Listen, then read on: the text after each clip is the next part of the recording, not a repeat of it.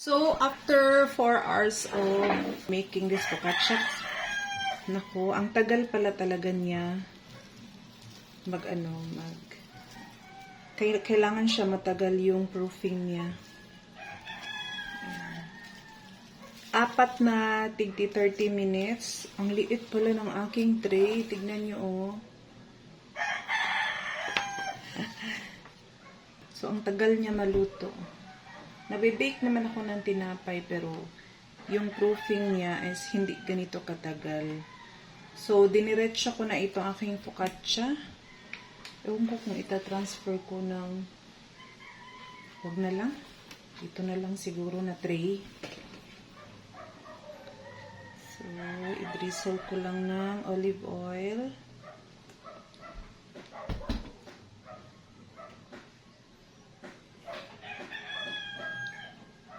Na siguro ito. And then, yan na ganyan-ganyan. Ay! Meron lang siyang mga dimples. Nag-wash ako ng aking kamay, ha? Kaya ganyan lang. Gawa natin ng dimples. Ay! Nag-shake yung aking camera nag-shake. So, kailangan lang natin lagyan ng maraming dimples. Hala, kailangan para nag-preheat ako ng aking oven. Ayan, oh. Maraming dimples ginagawa ko. Kaso, hindi ko pala na-on ang aking oven. Ako, sobrang excited naman akong gumawa ng mga dimples. I-turn on ko muna. Makatry na talaga akong gumawa ng focaccia ngayon. 200 degrees for 15 to 20 minutes. Ayan po ang aking tubig. So, magantay lang ako ng siguro, I don't know kung ilang minuto ba yung, kailangan lang na mag-off yung rod ba, yung heating rod ng oven. Siguro lalagyan ko lang siya ng cheese sa ibabaw mamaya pag naluto na. Para lang siyang pizza eh. Kailangan lang siya ng maraming olive oil. Ayan, nag-off na ang ating heating rod. So, meaning na ready na yung ating oven.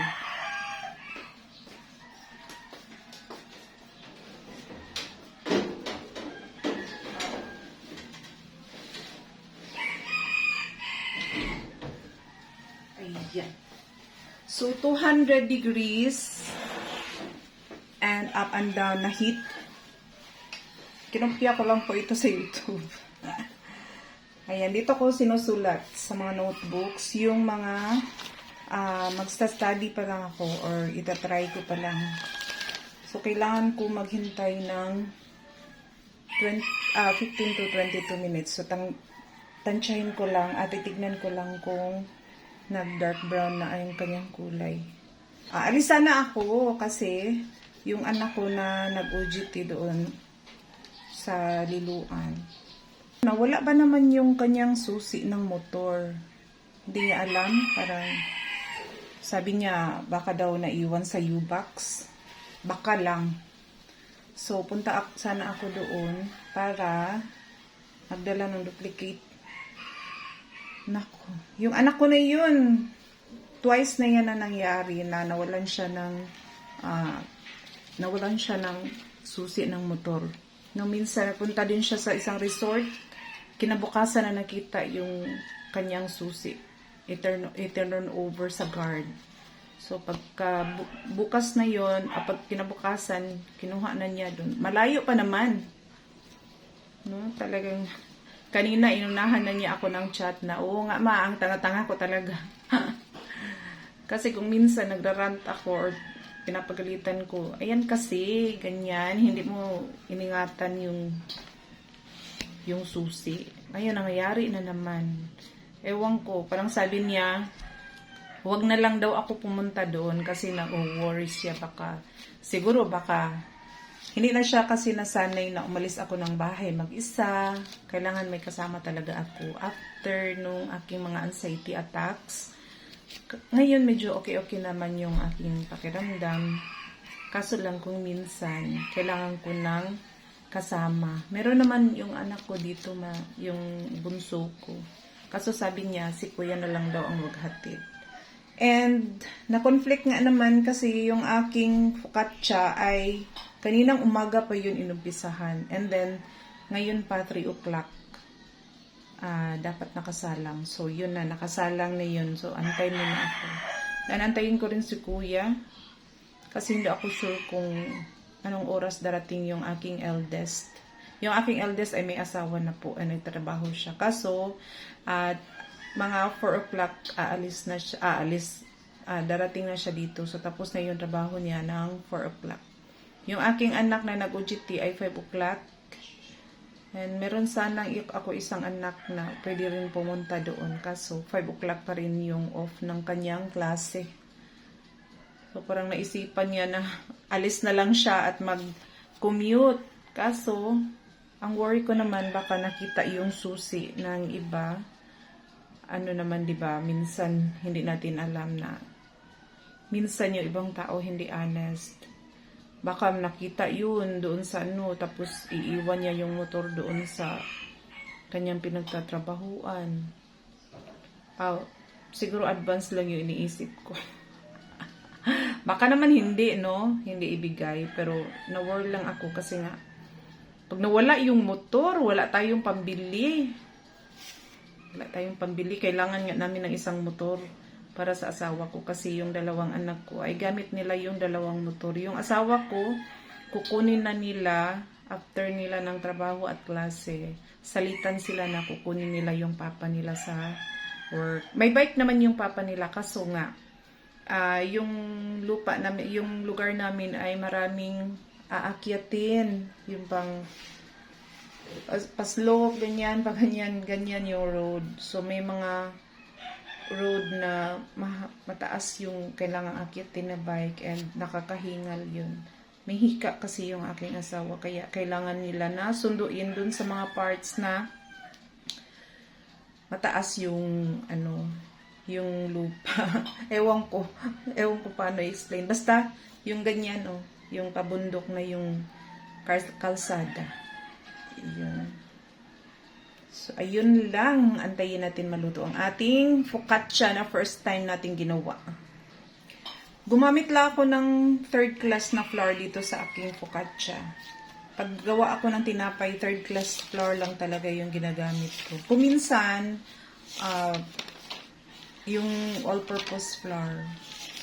Pero mas gusto ko yung 3rd class na flour. Mas malambot yung aking tinapay. Yan. Kunti lang ang ingredients nitong focaccia. Ano lang siya. Water, yung warm water. Etong ginawa ko ay 2 cups ng warm water, tapos 2 teaspoon ng asin, and 1 tablespoon ng extra virgin olive oil. And then 7 grams na yeast and 560 grams ng flour. Yun lang. Yung olive oil, kailangan natin ng extra para sa pan. Yung pan na paglalagyan niya, lagyan din natin ng olive oil bago ilagay yung dough. And then pagkatapos naman, bago isalang, lagyan ulit ng virgin coconut, olive oil pala. And then idimple-dimple, ganyan. Then isasalang. Ang bango niya.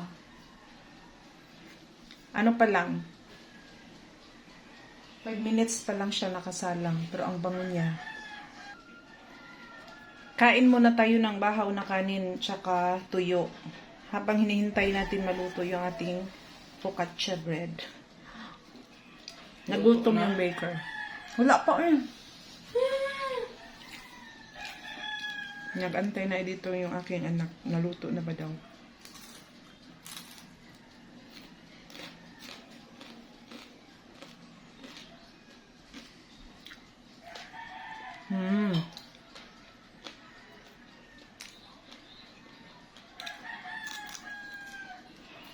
Kinakain ko niya yung kanyang buto.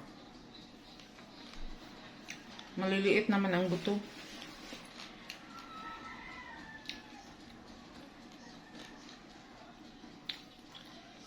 Hindi siya masyadong maalat kasi gawa ng mama ko. Hindi katulad ng nabili natin sa market, di ba? Yung nagputi-puti na siya sa asin.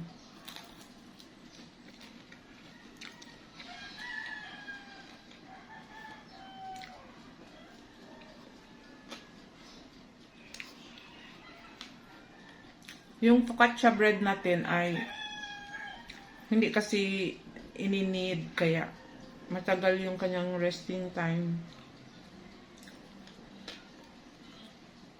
Next time, try ko na gabi ko siya gawin and then i-rest ko siya sa refrigerator ng overnight.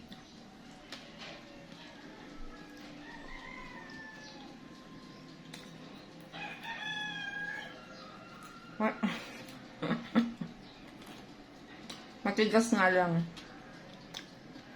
Matigas yung ating tuyo.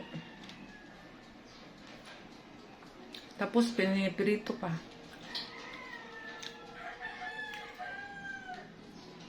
Dukot.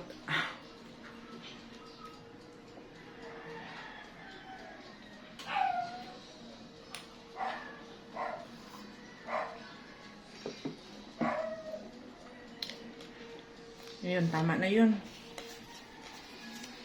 Para lang magkalaman ng ating tiyan.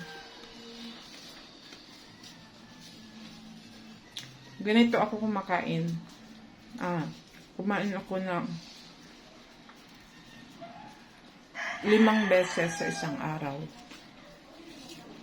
Hanggang 7 o'clock lang yung kain ko. So, mag-start ako kain. Mga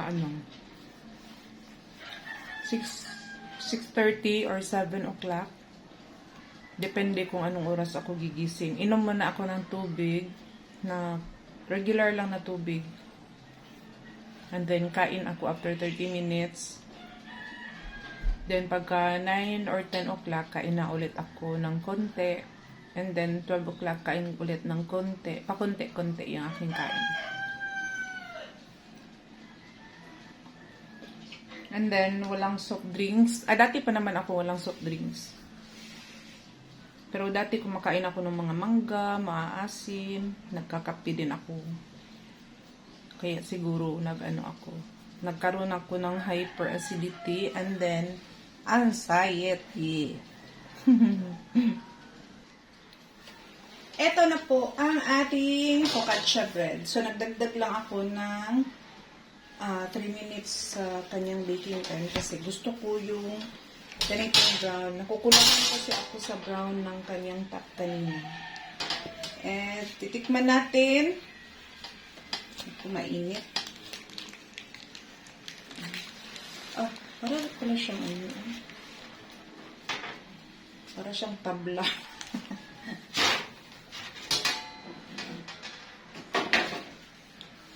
Lagay natin dito sa ating cooling rack. So, testing natin kung okay ba siya na ganito lang. Wala pang toppings.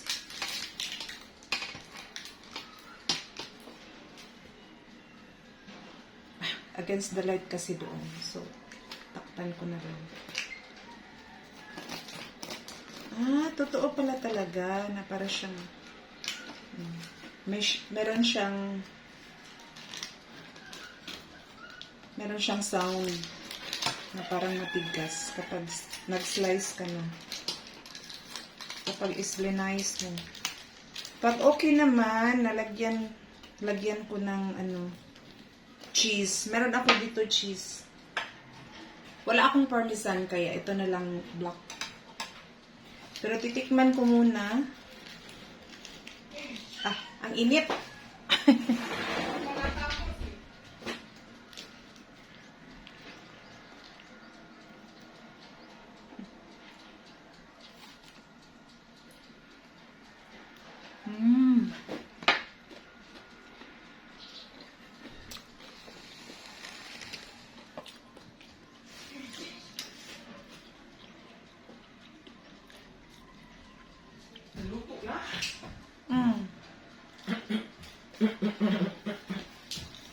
Masarap siya.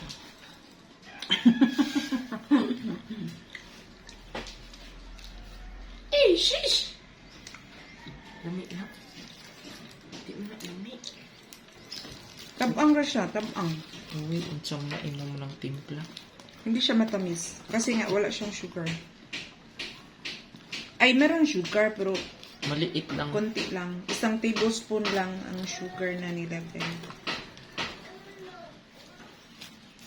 Init. Kani mo? O kanilang tanan. Kanilang tanan. Lalagyan mo pa ba yan ng cheese? Wag na kasi mabibigli. Wag na. Maghihingi ako ng coke. Nahingi ka ng Coke? O sige, wag nang lagyan ng cheese. Baka hingan pa ako ng Coke. Ha? No. Tabang. Tabang no? Lami siya. Malinamnam siya. Simutin natin. Kasi sayang.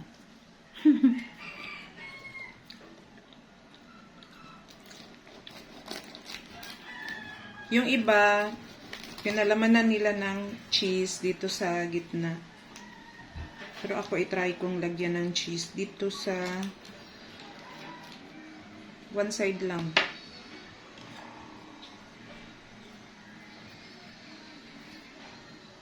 Tingnan natin.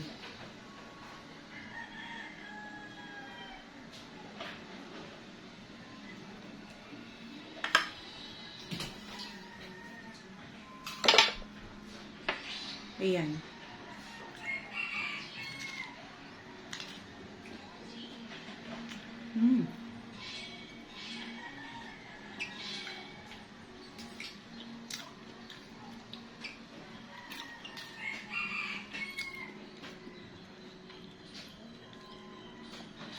Wala ta katingog.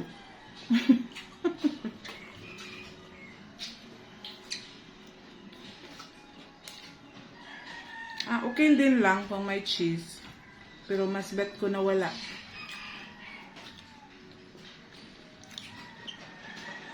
Tara, kain tayo guys. Mas okay siya na wala. Walang cheese. Okay lang. Ha? Okay ra? Matag. What? Cheese? Hmm. And tell me ha kung